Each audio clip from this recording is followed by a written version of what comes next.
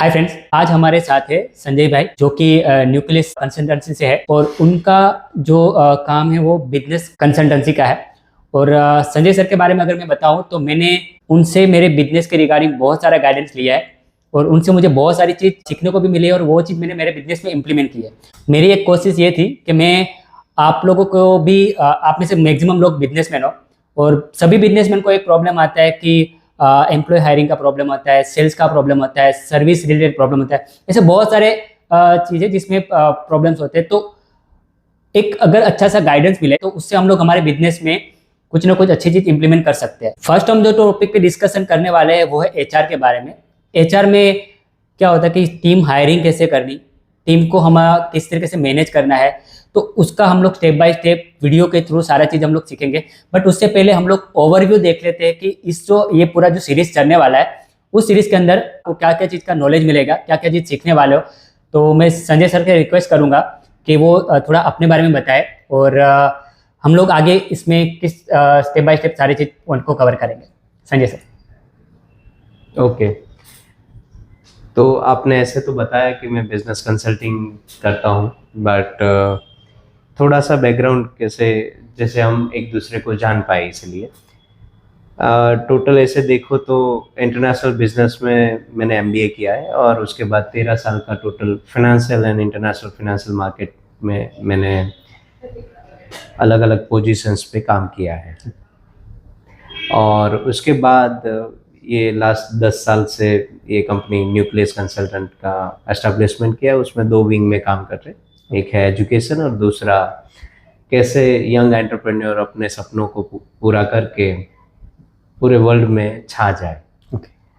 तो पहला एस्पेक्ट वही है कि कैसे हम एक एंटरप्रेन्योर को ग्रोथ दे पाए, और दूसरा एस्पेक्ट ये है जो सबसे बड़ा इम्पोर्टेंट पॉइंट जो हमारी संस्थान के लिए ये है कि ग्रोथ के साथ हमने देखा है कि जनरली जो एंटरप्रेन्योर है वो स्ट्रेस में आते हैं, स्ट्रगल बढ़ती है। हमारी इच्छा है कि ग्रोथ और हैप्पीनेस साइड बाय साइड चले, और हमारा पूरा रिसर्च उसके बेस पे है। और हम ऐसे ही हेल्प करते हैं लोगों को कि कैसे वो दोनों को साइमल्टेनियसली बनाए रखे, और हैप्पीनेस के साथ ग्रोथ जुड़ा हुआ है। जहाँ खुशियाँ होती है वहाँ ही ग्रोथ होता है, राइट? तो दिस इज अबाउट अस। सही बात बताई संजय सर ने। तो संजय सर, अभी एक मेजरली सबका प्रॉब्लम है, मेरा खुद का भी ये प्रॉब्लम था कि भाई एक टीम तैयार करनी है। तो टीम को अगर हायर भी करना होता है तो सबसे बड़ा प्रॉब्लम ये होता है कि मुझे जो मेरी एक्सपेक्टेशन है उसके अकॉर्डिंग मुझे टीम नहीं मिलती है। तो मुझे टीम के लिए क्या ऐसा स्टेप लेना चाहिए कि जिससे मुझे मेरे अकॉर्डिंग मेरे बिजनेस में जो मेरा वर्क है उसके अकॉर्डिंग मुझे मैं टीम को भी उस लेवल से तैयार कर सकूँ मैं।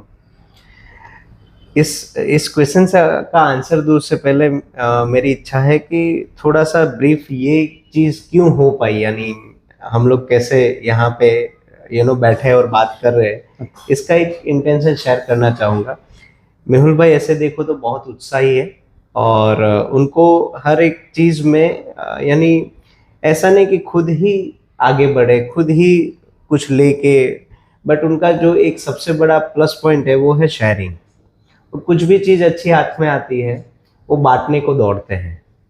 तो आप लोगों को उनको थैंक यू बोलना चाहिए कि उन्होंने मेरे को यानी जैसे हमारी मुलाकात हुई over a period of time, we get to know each other, और उन्होंने बताया कि ऐसा कुछ करे कि जिसके कारण जो हमारे साथ जुड़े हैं एंटरप्रेन्योर उनको कुछ हम बेनिफिट करवा पाए। तो एक्चुअली आप लोगों को उनको थैंक यू बोलना चाहिए, राइट? इसके कारण मिले हैं। और उनका इंटेंशन ये था कि बिजनेस में आज के दिन में करंटली हम देखें तो बहुत सारी चीज़ों में स्ट्रगल है। जैसे सेल्स ले लो, मार्केटिंग ले लो, ब्रांड ले लो, ह्यूमन रिसोर्स मैनेजमेंट ले लो, स्ट्रेटेजिक प्लानिंग ले लो। बहुत सारी चीज़ें तो पता भी नहीं है कि कैसे होता है। सिर्फ कहीं ना कहीं से कॉपी पेस्ट होता है या तो कहीं से देख लिया, सुन लिया, और हम प्रयास करते हैं कि उसको कैसे इम्बाइब करें, पर हमको पता नहीं चलता है। तो उनका उद्देश्य ये है कि एक एक चीज़ों को लेके हम पूरा का पूरा आगे बढ़े कि हर एक चीज़ में डिटेलिंग हो और वो डिटेलिंग से सबको फ़ायदा हो। तो उसमें सबसे पहला चैलेंज जो हम लोग डिस्कस कर रहे थे उसमें उन्होंने बताया कि जैसे ह्यूमन रिसोर्स मैनेजमेंट है वो सबसे बड़ा अभी चैलेंजिंग है, स्पेसिफिकली एसएमईज के लिए, स्मॉल एंड मीडियम एंटरप्राइज। तो एचआर ऐसे देखो तो जैसे कोई भी एंटरप्रेन्योर ग्रो होने लगता है तो उसको पता चलता है कि अब मुझे जैसे स्ट्रेस आता है, उसके बाद वो लोगों को ढूंढने लगता है कि भाई एक्सपेंशन हो गया है, अब संभल नहीं पा रहे, उसके बाद ढूंढने का प्रयास करते हैं कि अब लोगों को लेते हैं तब जाके हाँ आगे बढ़ते हैं। तो एक्चुअली और हम लोग ऐसे भी देखो तो ऐसे में बहुत सारा एनालिसिस करते रहते बिजनेस, तो हमको पता चला है कि ह्यूमन रिसोर्स मैनेजमेंट के बारे में बताए तो परसेंटेज में बताऊं तो ऑलमोस्ट 5 to 10% पता है, और रिएक्टिव मैनेजमेंट है, प्रोएक्टिव मैनेजमेंट नहीं है। तो अगले 10 से 12 जो वीडियोस उन्होंने बताया इस हिसाब से हम बनाएंगे कि आपको ओवरव्यू एक मिल जाए एचआर में क्या करना चाहिए, कैसे करना चाहिए, हर एक क्वेश्चन भी हम लेंगे आगे जाके। बट ये एक पूरा ह्यूमन रिसोर्स मैनेजमेंट करने के लिए 8 से 10 स्टेजेस है, वो आपको जो पता चल गया तो बहुत आराम से आप मैनेज भी कर पाओगे, ग्रो भी कर पाओगे और एक्सपांसन भी कर पाओगे। तो उसका एक थोड़ा सा ब्रीफ मैं दे दूं कि कैसे होता है ह्यूमन रिसोर्स मैनेजमेंट में, क्या क्या होता है।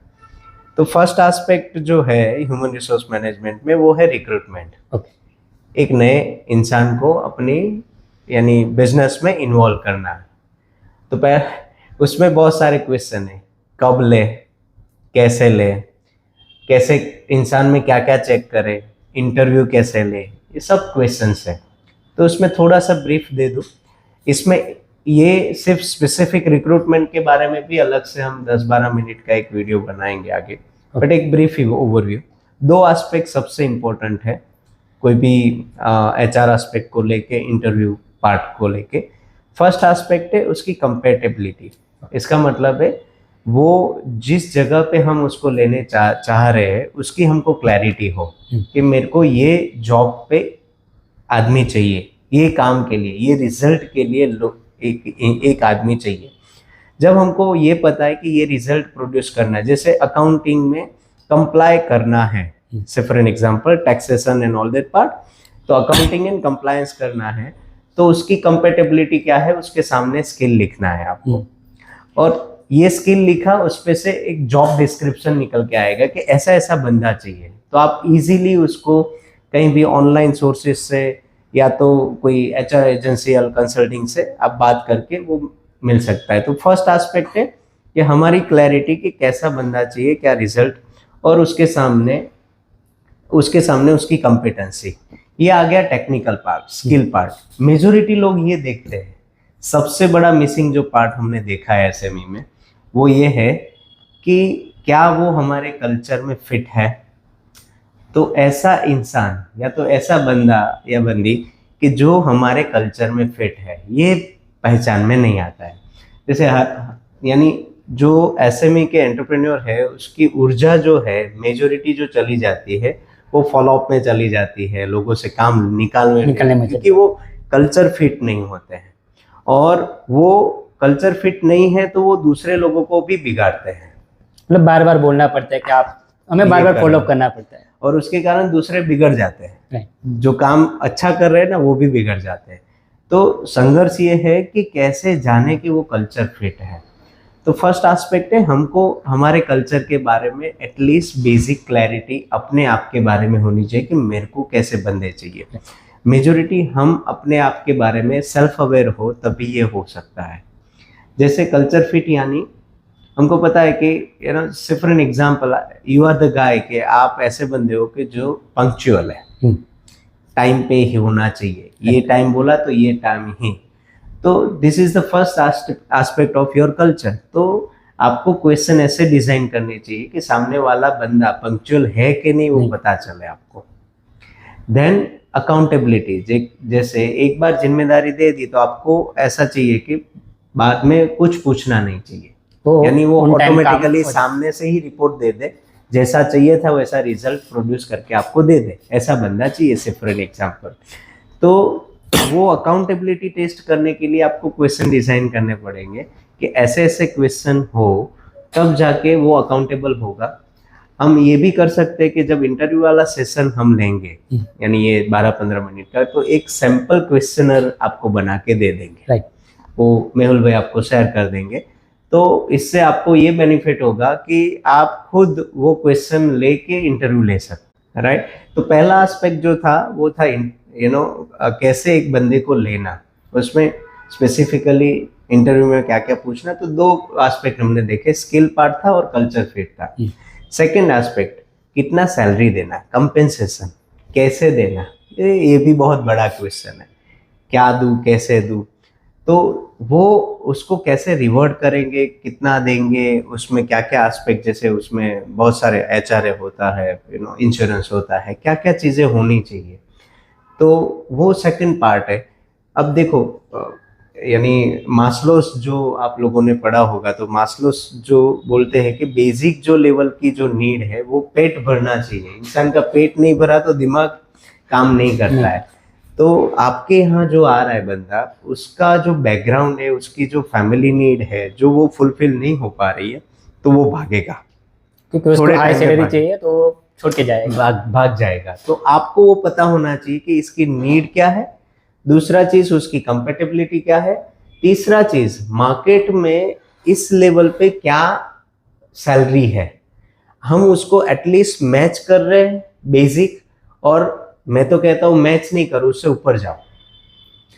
थोड़ा सा ऊपर जाने से हमारा बहुत सारे चीजें चिंताएं दूर हो जाती है, वो दिल से काम करते हैं क्योंकि उसका पेट भरा हुआ है, और वो दूसरी जगह जाने का सोचेगा उससे ऑलरेडी उससे उसको सेटिस्फाई, हाँ, और दूसरा मिलेगा भी नहीं दूसरी जगह पे। तो कंपेंसेशन सेकंड पार्ट है। थर्ड पार्ट जो है वो है, एक बार कंपेंसेशन वो डिजाइन कर लिया आपने और बंदे को कर लिया, और बंदा बोलता है कि चलो मैं ज्वाइन करता हूँ, तो उसके बाद ऑनबोर्डिंग होता है। जैसे एक बंदा नया आता है तो उसको वेलकमिंग फील हो साइकोलॉजिकली कि यहाँ पे I am feeling comfortable when I am entering into the organisation. तो कैसे टीम के साथ जुड़ेगा, अपना विजन क्या है, विजन को कैसे अचीव करते हैं, हमारी फिलोसॉफी क्या है, और उसको कोई एक ऐसा गाइड मिल जाए कि ये पूरा का पूरा उसको समझा दे और कनेक्ट करवा दे। ये पूरी ऑनबोर्डिंग की प्रोसेस है थर्ड स्टेप में।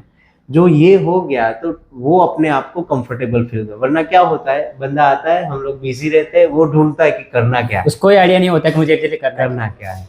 तो उसको पूरा का पूरा यानी एटलीस्ट 2-4 दिन का एक प्रोसेस होना चाहिए कि वो उसको क्लैरिटी आ जाए उसके काम के बारे में, लोगों के बारे में क्लैरिटी आ जाए, ऑर्गेनाइजेशन के बारे में क्लैरिटी आ जाए, और वो इजीली ज्वाइन हो पाए, पूरी टीम का पार्ट बन जाए।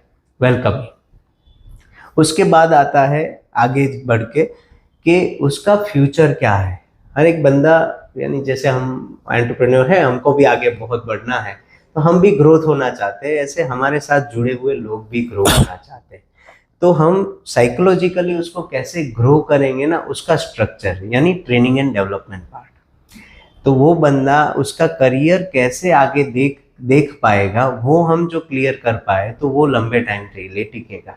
दूसरा चीज, उसको कैसे हम ट्रेनिंग एंड डेवलपमेंट देंगे और कैसे करेंगे, उसका स्ट्रक्चर जो क्लियर हो, तो दो चीज होगी, उसकी कॉम्पिटेंसी बढ़ेगी तो वो अच्छे से काम कर पाएगा। दूसरा चीज, आपको प्रमोशन देने में भी इजी होगा, राइट। उसके बाद आता है नेक्स्ट पॉइंट आता है रिवॉर्ड एंड रिकॉग्निशन। एवरीबॉडी, यानी ऐसा बोला जाता है कि दुनिया में जो इम्पोर्टेंट चीजें हैं ना, उसमें एक भूख जो है वो सम्मान की भूख है हर एक इंसान को, कि यानी मेरे को रिवॉर्ड मिला, रिकॉग्नाइज किया, तो उसका सिस्टम भी होना चाहिए। Specifically peer to peer recognition and reward system भी अभी चल रहा है बहुत सारे ऑर्गेनाइजेशन में, और ओवरऑल ऑर्गेनाइजेशन में भी रिवॉर्ड एंड रिकॉग्निशन स्ट्रक्चर होता है।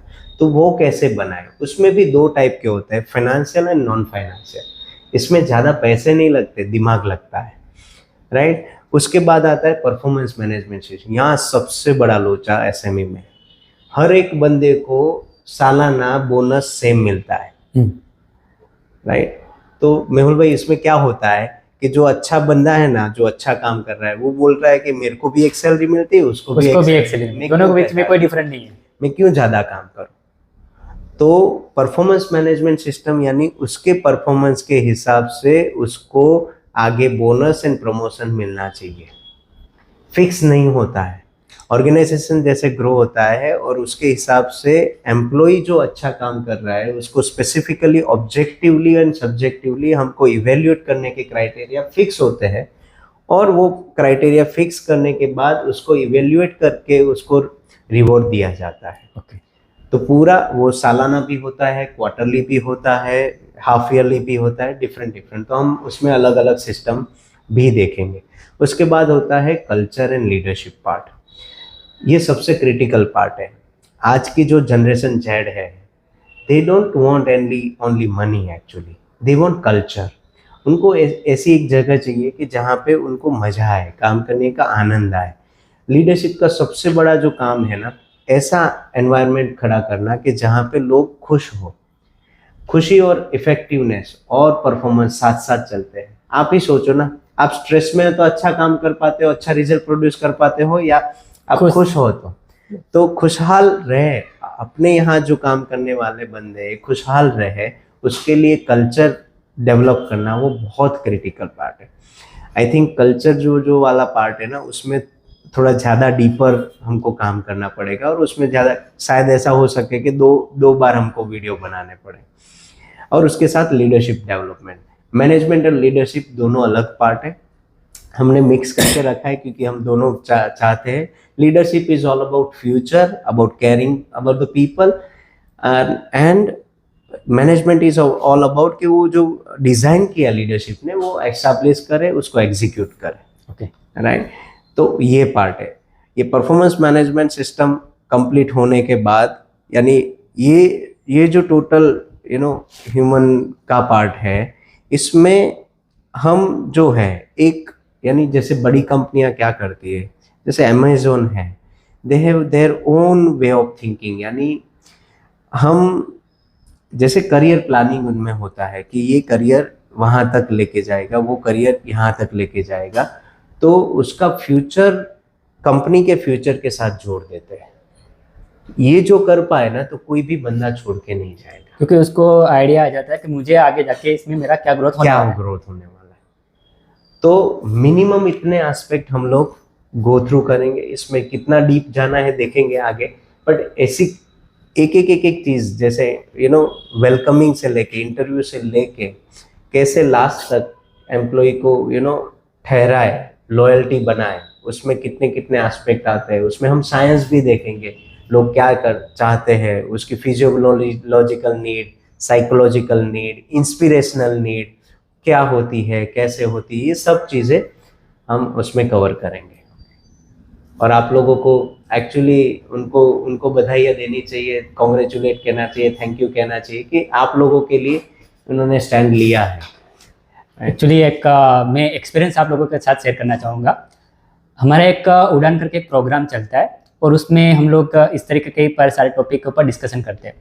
तो उसमें एक टॉपिक था HR का ही था, टीम के बारे में था।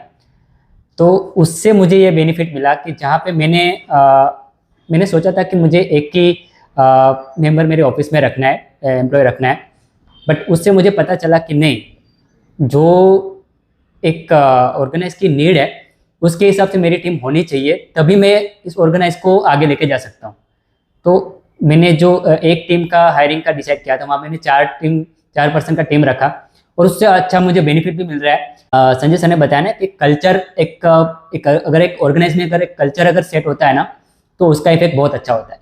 और उसके लिए आपको जो आपके टीम में जो मेंबर है, उसको उनका फ्यूचर क्या है आपके कंपनी के साथ, आपके कंपनी के ग्रोथ के साथ उसका अलाइन होना चाहिए, तभी जाके उनको आपके ऑर्गेनाइज को छोड़ने का सोचने भी नहीं आएगा कि वो अपने कंपनी को छोड़ के जाए। तो आज जो मेरी एक टीम मेरे साथ काम कर रही है, और अगर मैं बताऊं ना, तो मैं वीक में एक ही दिन ऑफिस पे आता हूं, बट मुझे ज़रूरत नहीं पड़ती कि मुझे ऑफिस में आने की ज़रूरत पड़े, क्योंकि वो लोग पूरा का पूरा काम, जो एक सिस्टम हमने डेवलप किया है, एक सिस्टम बनाया है, वो उसी सिस्टम के हिसाब से पूरा का पूरा सारा काम मैनेज कर लेते हैं। इसके लिए मैं संजय सर को थैंक यू बोलना चाहूँगा, क्योंकि उनके गाइडेंस के थ्रू ये सारी चीज़ में मेरे बिजनेस में मैं इंप्लीमेंट कर पाया। और ऐसे बहुत सारे चीज़ है मैं मेरे बिजनेस में इम्प्लीमेंट कर रहा हूँ और उसका मैक्सिमम गाइडेंस संजय सर दे रहे हैं।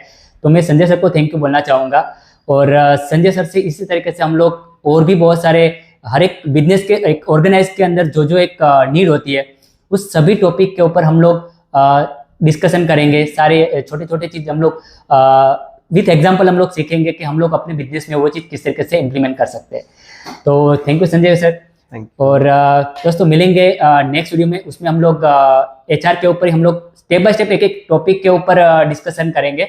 और जो भी आपकी क्वेरी होगी आप कमेंट करना, तो हम लोग उस टॉपिक पर्टिकुलर क्वेरी के ऊपर भी डिस्कशन करेंगे, जिससे आपको जो अपने बिजनेस में प्रॉब्लम्स आ रहे हैं, आपकी क्वेरीज है, वो हम लोग रिजोल्व कर पाए।